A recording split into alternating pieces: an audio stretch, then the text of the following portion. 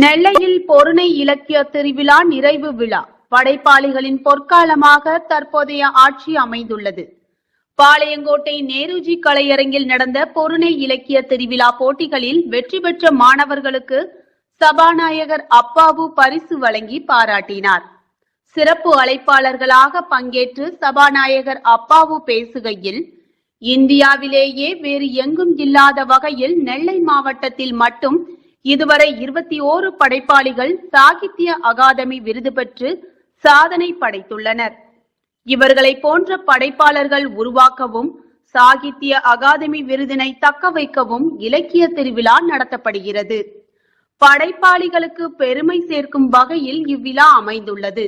அரசு பள்ளி மாணவ மாணவிகள் இலக்கியங்களில் பல சாதனைகள் படைத்து சிறந்து விளங்கி வருகின்றனர். சமூக சீர்திருத்தம், சமுதாய வளர்ச்சியின் தவறுகளை சுட்டிக்காட்டுதல் படைப்பாளிகளின் வாழ்வுடன் இணைந்துள்ளது.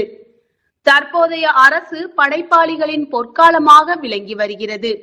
அவர்களுக்கு தேவையானவை முதல்வர் மு.க.ஸ்டாலின் பார்த்து சிறப்பாக செய்து வருகிறார்.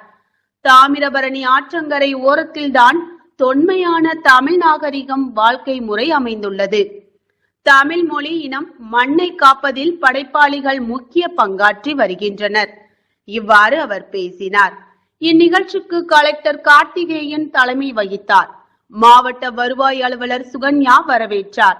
பொது நூலக இயக்குனர் இளம் பகவத், ஊரக வளர்ச்சி திட்ட அலுவலர் சுரேஷ், நூலகத்துறை இணை இயக்குனர் அமிர்தவள்ளி, துணை மேயர் KR ராஜு, சாகித்ய அகாதமி விருதாளர் ஜோடி குரூஸ் ஆகியோர் முன்னிலை வகித்தனர்.